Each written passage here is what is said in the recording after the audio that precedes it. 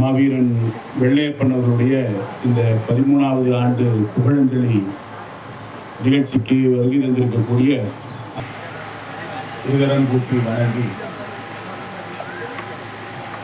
ஒரு பாட்டு நமக்கு நிறைய பேருக்கு அந்த பாடல் தெரியும். யார் ஒருவர் தன்னுடைய வாழ்க்கையில தன்னுடைய சொல்லு, செயல், சிந்தனை, எண்ணம் அனைத்தையும் ஒன்றை நோக்கியே செல்கிறார்களோ அவருடைய வாழ்க்கை அந்தவாறு அமைகிறது அப்படிங்கிறது அந்த பாட்டு ஒரு அற்புதமான உதாரணமான ஒரு பாட்டு. அந்த பாட்டு சொல்லும், செல்வத்தை தந்தேன், உடலின் உழைப்பினை தந்தேன், திறமைகள் அனைத்தும் உனக்கே அர்ப்பணம் செய்தேன். என்னுடைய செல்வம், என்னுடைய உழைப்பு, என்னுடைய திறமைகள், அறிவு, ஆற்றல் எல்லாம் உனக்கு கொடுக்கிறேன். யாருக்காக? இந்த பாரத மாதாவுக்காக, இந்த தாய் நாட்டுக்காக, இந்த தர்மத்துக்காக எல்லாம் கொடுத்தாச்சு. ஆனா என்ன கொடுத்தாலும் எனக்கு மனசு திருப்தி ஆகல. என்ன தந்த போதும் மனம் அமைதியற்றதால் உந்தன் பாதத்தில் இன்று நானே அர்ப்பணம். எதுவும் கொடுத்து எனக்கு போதும் பத்தர அப்படிங்கிற எண்ணம் இருந்ததுனால உன்னுடைய பாதத்துல நானே அர்ப்பணம் என்ற இந்த பாடல்.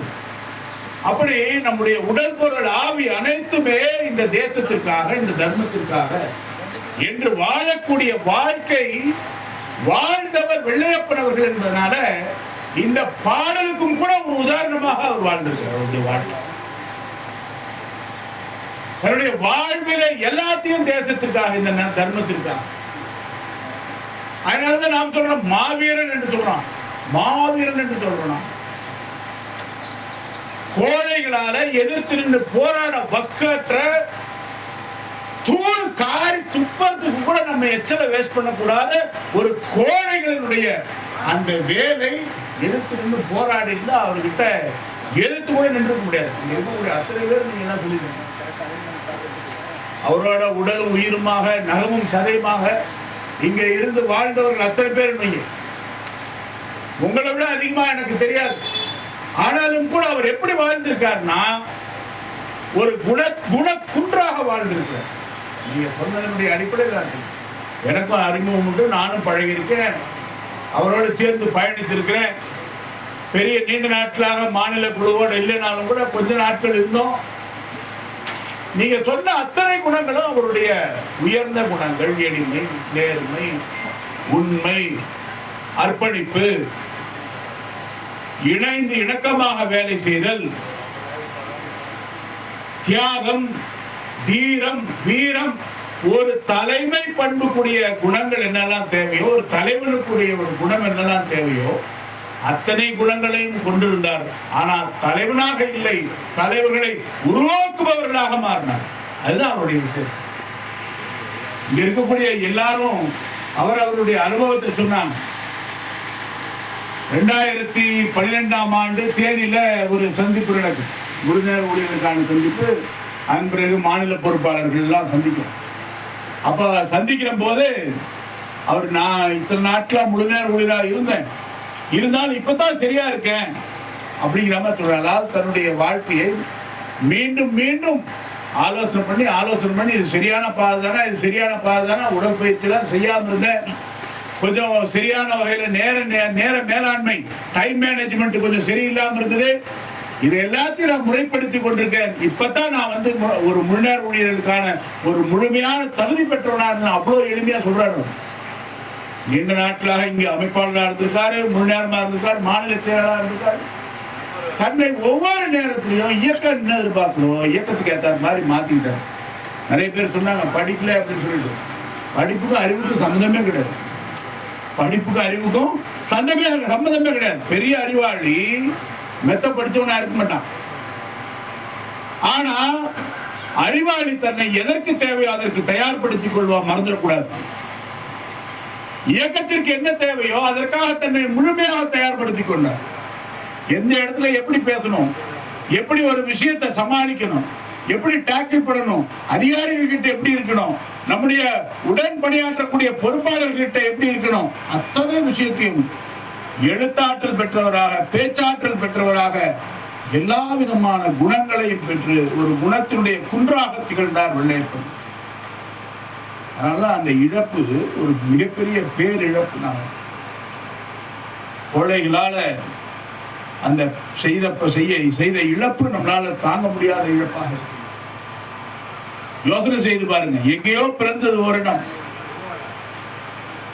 வேலை செய்தது ஒரு இடம், ஆனா மனதை எல்லாம் கவர்ந்து நம்ம எல்லாருடைய மனத்தையும் கவர்ந்த ஒரு மிகப்பெரிய மனிதனாக இன்றைக்கு வெள்ளையப்பன் அவர்கள் திகழ்ந்திருக்கிறார்.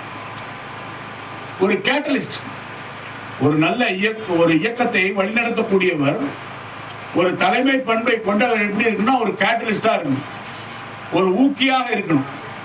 அப்பேற்பட்ட ஒரு ஊக்கியாக இன்றைக்கு நாம பார்க்கின்றோம்.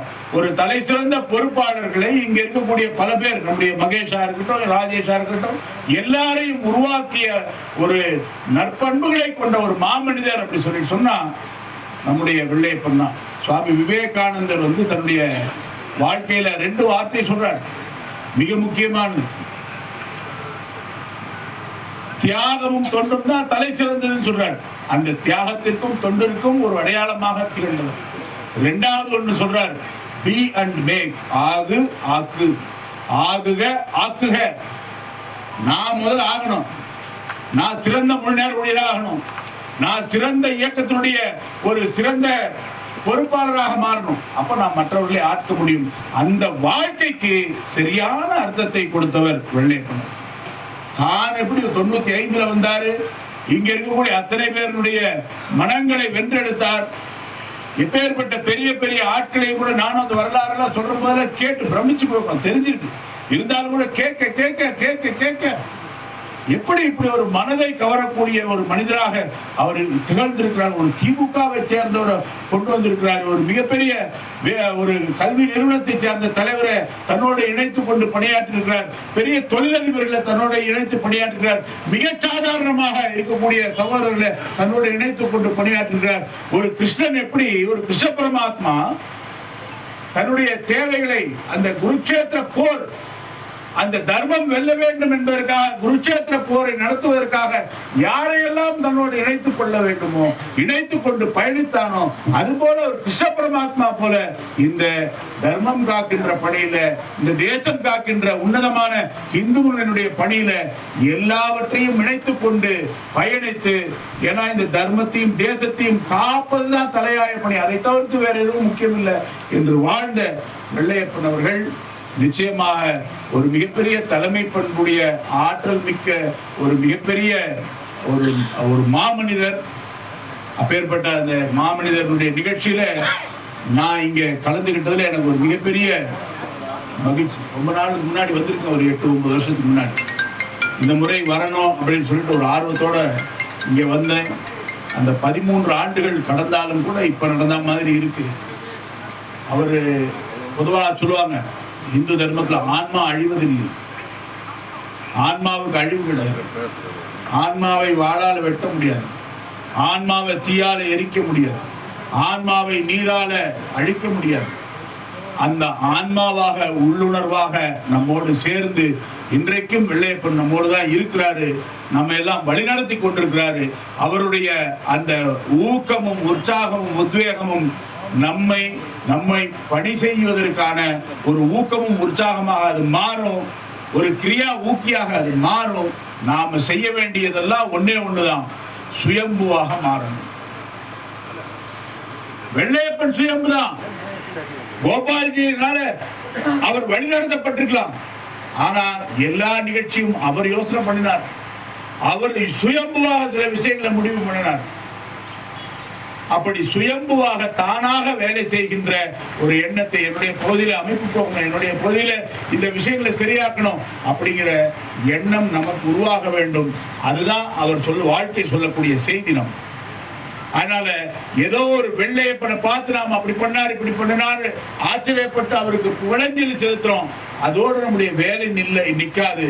நிச்சயமா நம்ம வேலை தொடரணும் அப்படி சொன்னா நாம இந்த வேலைகளை நம்ம ஊர்ல, நம்ம பஞ்சாயத்துல, நம்ம கிராமத்துல, நம்ம மாவட்டத்துல, நம்ம ஒன்றியத்துல இதை எப்படி கொண்டு செல்ல வேண்டும், அதற்காக என்ன செய்ய முடியும் அப்படிங்கிறத சிந்திப்பதும் செயலாற்றுவதும் தான் இன்றைய தேவை. இதுதான் இன்னைக்கு மிக முக்கியமான வெள்ளைப்பணம் செலுத்தக்கூடிய அஞ்சலியாக இருக்கும் என்று சொல்லி நிறைவு செய்கிறேன். நன்றி, வணக்கம்.